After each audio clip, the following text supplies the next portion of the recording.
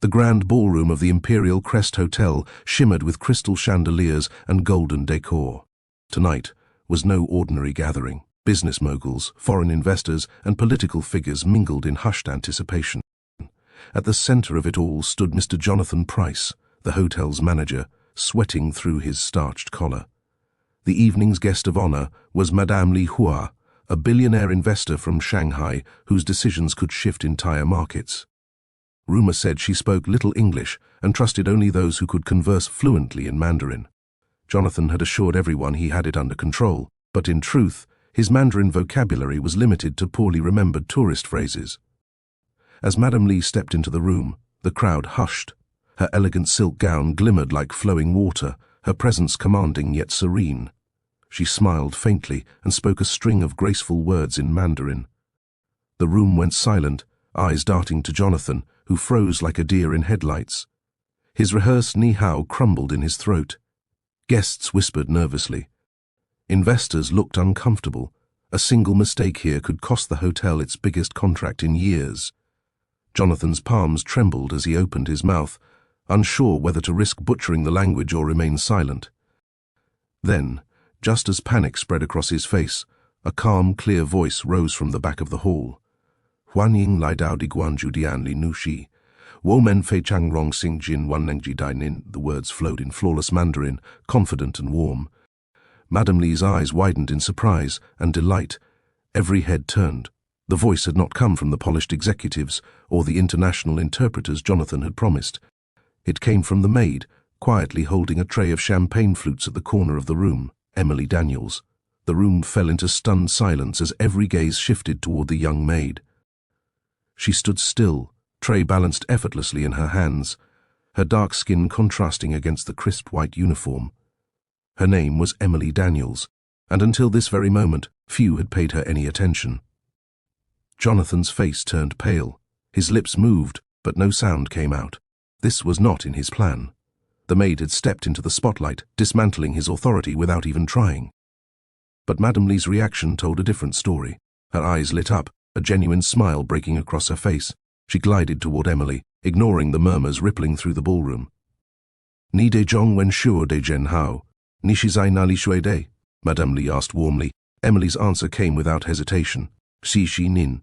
Wo de muchin zai ni ri li ya zhao zhong wen da zai da shui ren zhao. Wo kong zhao zhu zhen ta shi shi." The guests gasped again, realizing the maid wasn't just capable, she was extraordinary. Madame Li chuckled softly, clearly impressed. She gestured toward an empty seat near her table, an unmistakable invitation of honor. Jonathan panicked, his eyes darting to the investors. If the evening slipped out of his control, his career could be over. For a moment, Emily hesitated. She was just a maid. Her job was to serve, not to sit among the world's elite. But Madame Li's hand extended toward her left no room for refusal. Slowly, Emily placed the tray down and bowed slightly before walking forward with quiet dignity. The crowd parted as she moved, whispers following her every step. She sat beside the billionaire, her posture graceful, her Mandarin continuing to flow like water. Jonathan's heart pounded. This was his event, his triumph, but the spotlight had shifted entirely, and it was only the beginning. The clinking of glasses and soft music resumed, but the atmosphere in the ballroom had shifted. Conversations no longer centered on contracts or mergers. They revolved around the mysterious maid who spoke Mandarin as though born to it. Emily sat beside Madame Li, her presence humble yet commanding. She translated effortlessly as foreign guests attempted to greet the billionaire, turning awkward exchanges into smooth conversations. Each phrase drew impressed nods from investors, who now looked at her with newfound respect. Jonathan stood frozen near the stage, his forced smile straining with every passing second. This was supposed to be his night to prove himself to the hotel board. Instead, a maid, someone he barely remembered hiring, had captured the room's attention. "Who is she?" a banker whispered. "A maid," another replied. "But clearly not just any maid."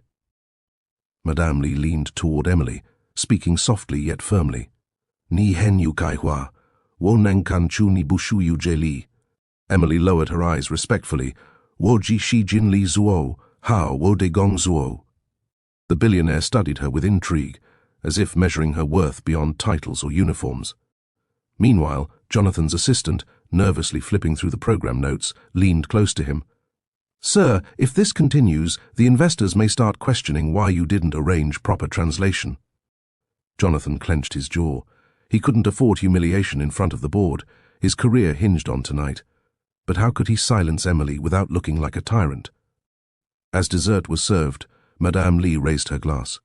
"To hidden talents," she declared, first in Mandarin, then in English. "Sometimes the greatest treasures are found in the most unexpected places." The ballroom erupted in applause. Jonathan's palms grew damp. His authority was slipping, and with it, everything he had worked for. Jonathan forced a smile as applause thundered through the hall. Inside, however, his stomach churned. Every cheer for Emily felt like a nail hammered into his coffin. He had promised flawless execution, yet here he stood, exposed, sidelined, humiliated. Madame Li now seemed completely absorbed in conversation with Emily. The two laughed lightly, their dialogue seamless in Mandarin. Investors leaned in, eager to follow along, though few could understand. What they did grasp was clear. The maid had won the billionaire's favor, and Jonathan had lost control of the room. He excused himself from the crowd and slipped into a side corridor. His phone buzzed, an incoming message from the hotel's board chairman. "What's going on? Who is this maid? Explain." Jonathan's hands shook. If the board saw him as incompetent, his career would be finished. He had worked for years to climb the ranks, sacrificing friends, family, and even his health. He couldn't let everything collapse because of a maid with unexpected language skills. He returned to the ballroom, face composed but mind racing. Spotting one of the floor supervisors, he barked in a low voice, "Get that maid back to the service area, now. She's overstepping." The supervisor hesitated, glancing toward Emily, who sat confidently beside Madame Li, translating with poise. "Sir, she's... well, Madame Li seems to want her there. Removing her could cause..." "Do as I say," Jonathan snapped. His desperation leaked through his tone, but before the supervisor could act, Madame Li's laughter rang across the room. She placed a hand gently on Emily's arm and turned to the crowd. "This young woman will sit with me for the remainder of the evening. She has earned it." The applause grew louder. Jonathan's heart sank deeper. The ballroom's chandeliers sparkled above as applause washed over Emily. She bowed her head politely, but inside, her pulse raced. Never in her life had she imagined sitting beside a billionaire at such a prestigious event. Jonathan, however, seethed beneath his smile. To the guests, he looked like a proud manager, allowing his staff to shine. But inside, his thoughts boiled. "She's stealing my moment. If I don't put her back in her place, I'll be ruined." He retreated to the bar, clutching a glass of whiskey, and muttered to himself. His assistant joined him nervously. "Sir, perhaps we should highlight the maid's talent as part of the hotel's diversity initiative. The investors seem impressed." Jonathan slammed the glass down, startling the bartender. "Do you think I worked my whole life to be upstaged by a servant? She's not the story here. I am." His words dripped with resentment, though he quickly masked them when nearby guests glanced his way. Meanwhile, Madame Li leaned closer to Emily, her eyes sharp yet kind. "你知道吗？我见过很多经理，可你比他们更有智慧。你为什么在这里当女佣？" Emily hesitated, her voice soft but steady. "我母亲病了，我需要工作来支付医药费。做清洁或端茶倒水并不丢人." Madame Li nodded, visibly moved. She admired not just Emily's intelligence, but her humility. He couldn't understand the words. Still, he saw the bond forming, and it terrified him. If Madame Li brought Emily into her circle, Jonathan would fade into irrelevance. As the music swelled and couples began to dance, Jonathan's mind churned with a dangerous thought. If she won't step down willingly, then I'll make sure she falls. The next morning the hotel hummed with the afterglow of last night's gala, but echoes of the evening followed Emily like a shadow. Guests whispered compliments to staff who had smiled and served, and in the kitchen the cooks replayed tales of the maid who spoke Mandarin. Emily moved through her duties with practiced calm, folding linens, polishing silver, answering awkward nods from co-workers who couldn't decide whether to congratulate or avoid her.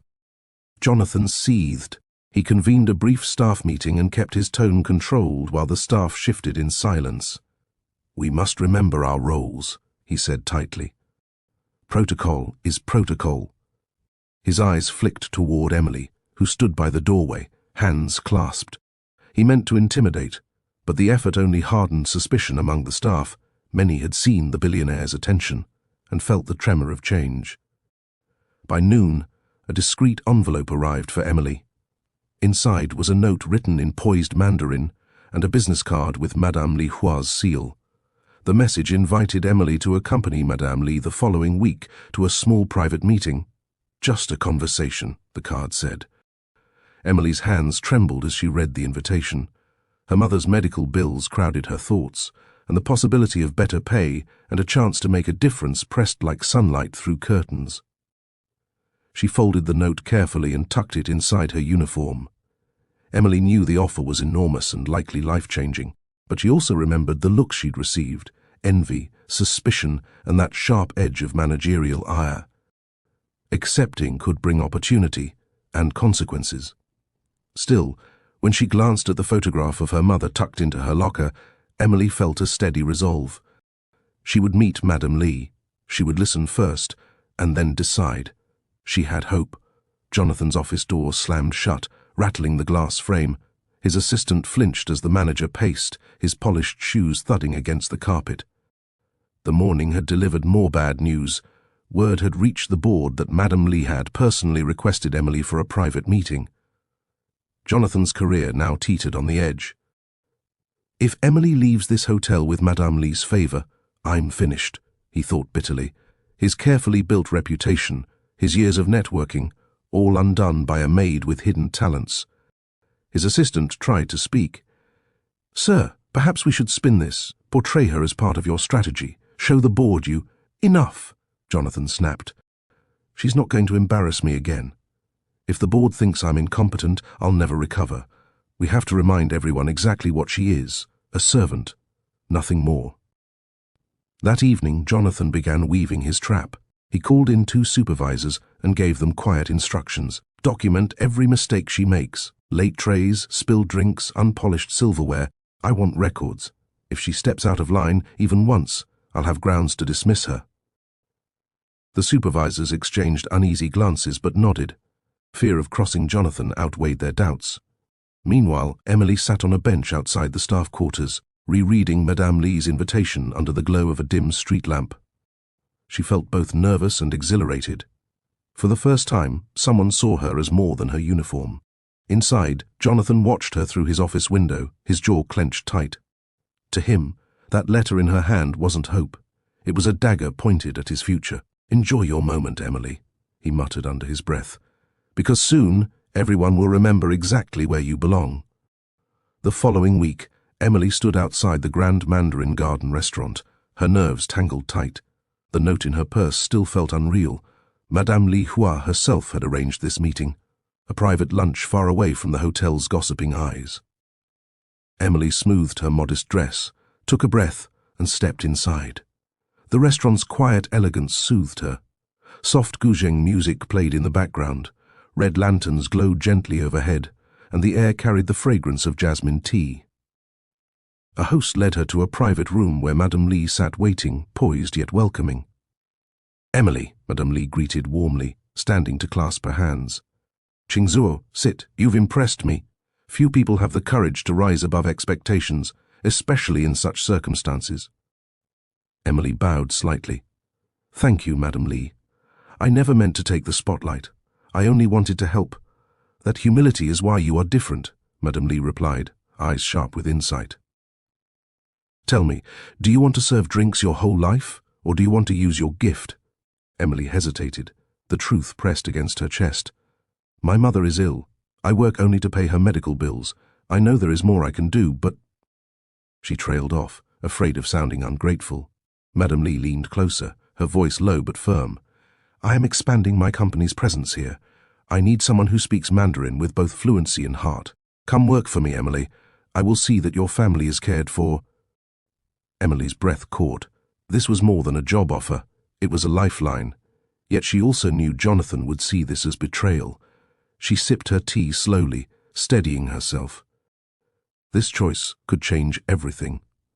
By the time Emily returned to the hotel that evening, whispers already buzzed through the staff corridors. Some maids eyed her with quiet envy, others with thinly veiled resentment. One even muttered under her breath, think you're too good for us now." Emily said nothing, her steps calm, but her heart ached. She had never sought attention, only dignity.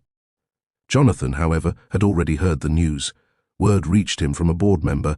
"Li Hua seems to be interested in hiring one of your maids. What's going on?" The message burned in his inbox like a threat. That night, he summoned Emily to his office. The atmosphere was suffocating. Shadows from the desk lamp stretched long across the walls. Jonathan folded his hands, smiling with forced politeness. "Emily, I hear you've been networking." Emily straightened. "Madam Li invited me to lunch. She asked about my background." Jonathan's smile thinned. "And you accepted?" "I listened," Emily replied evenly. "That is all." He leaned forward, his tone sharp. "Do you have any idea what damage you could cause? Staff are hired to serve, not to mingle with billionaires. Your little performance might have impressed some, but to me, it was a breach of protocol." Emily held his gaze, calm but firm. "With respect, sir, Madam Li chose to speak with me. I did not seek her out." The air grew tense. Jonathan's facade cracked, his voice rising. "Don't forget who you are. You clean rooms, you carry trays. That's your place, not sitting with investors." Emily's chest tightened, but she didn't flinch. "Perhaps people's worth isn't defined by uniforms." Jonathan's face flushed red. In that instant, he realized something terrifying. Emily wasn't afraid of him. The following evening, the hotel hosted another reception, smaller but still lined with influential guests. Jonathan was determined to reassert control. He rehearsed a speech all afternoon, planning to remind everyone that the Imperial Crest's success was his doing. But fate had other plans. As the evening progressed, Madam Li entered once more, this time with Emily walking at her side, not as a maid, but as her guest. Emily wore a simple navy dress that highlighted her dignity without extravagance. Gasps rippled through the crowd. Some staff dropped their trays in shock. Jonathan's heart thudded painfully. "She's undermining me in my own hotel." Madam Li raised her glass and addressed the room in Mandarin before switching to English. "I wish to thank this hotel for its hospitality. But tonight, I especially wish to thank a young woman who reminded me that greatness can be found in unexpected places." She gestured to Emily. "This is Emily Daniels, fluent in Mandarin, intelligent and courageous. I will be offering her a position within my company." The applause was thunderous. Cameras flashed from journalists who had caught wind of the evening's guest list. Jonathan's composure cracked. He stepped forward abruptly, his voice loud and trembling. "This is inappropriate. She is staff, nothing more. She does not belong at this table." The room fell silent, all eyes fixed on him, wide with disbelief. Madam Li's expression cooled instantly, her lips tightening. Investors frowned, murmuring disapproval. Emily rose slowly, her posture calm though her heart pounded. She turned toward Jonathan, voice steady. "With respect, sir, people are not measured by uniforms. Dignity and ability belong to anyone willing to work for them." A heavy silence followed. Then applause erupted once again, louder, sharper, and directed at Emily. Jonathan's face burned as he realized, in trying to shame her, he had only exposed himself. The applause echoed like thunder in Jonathan's ears. He stood frozen, his polished smile now twisted into something brittle and false. Around him, investors nodded approvingly at Emily, while Madam Li's hand rested gently on her shoulder, a silent endorsement that spoke louder than words. Jonathan's assistant tugged at his sleeve, whispering urgently, "Sir, please, compose yourself. You're losing the room." But Jonathan's pride burned hotter than reason. He slammed his glass onto a nearby table, shattering it. Gasps spread like wildfire. The music faltered, the violinist bowing into silence. "You think this is respect?" Jonathan roared, pointing at Emily. "She's a maid. Do you all forget that? She cleans your rooms, scrubs your dishes, and now you applaud her as if she's your equal. This is madness." The words hung heavy in the air. Madame Li's eyes narrowed dangerously. The investors looked disgusted. Phones discreetly lifted, recording every second. Emily rose to her feet, steady and calm, though her chest tightened with emotion. Her voice carried clear and unwavering. "There is no shame in honest work. My hands may serve, but they also speak your language, your culture. You belittle me for being a maid, but the truth is, respect is earned, not assigned." The crowd erupted into applause again, this time mixed with murmurs of anger directed at Jonathan. The board chairman, who had arrived unnoticed at the back of the room, stepped forward. His expression was grim, his words sharp. "Mr. Price, I believe you've forgotten what leadership looks like.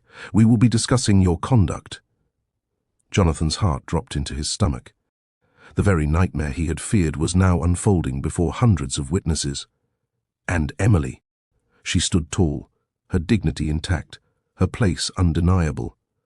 The ballroom buzzed with whispers as Jonathan stood frozen, his authority collapsing in real time. Investors shifted uncomfortably, some shaking their heads. Staff members exchanged glances. Many had endured his arrogance for years, but now they saw him stripped bare. The board chairman's voice cut through the murmurs. "Jonathan Price, your conduct tonight has brought shame to this establishment. We entrusted you to lead with grace, not arrogance. We will convene immediately to discuss your removal." Jonathan's face drained of color. "Removal? You can't. This is my hotel." But the chairman's glare silenced him.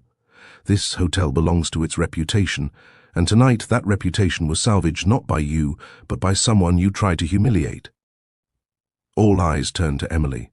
She felt her knees tremble, but she remained composed, her chin lifted just enough to show quiet strength.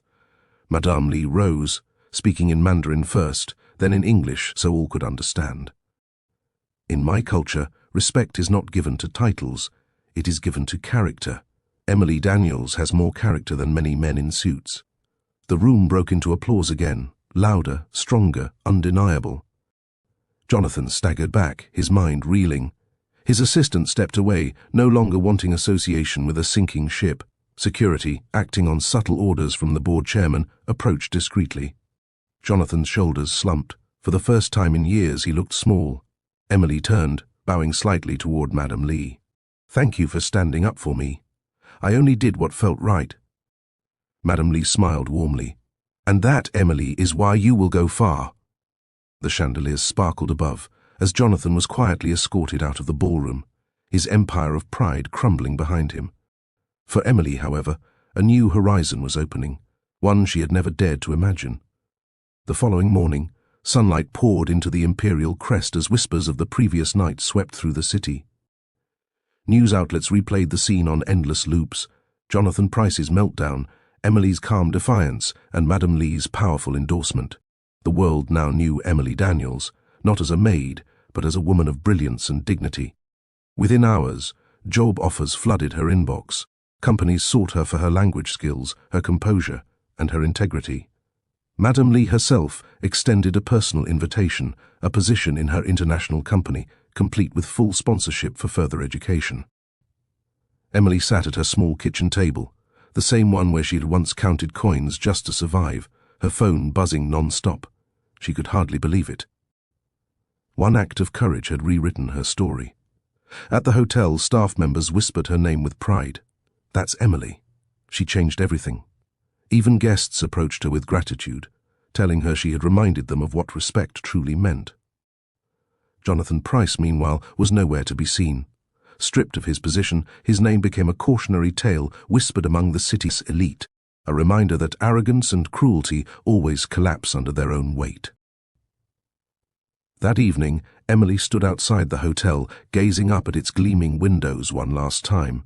She was no longer just a maid bound to its walls.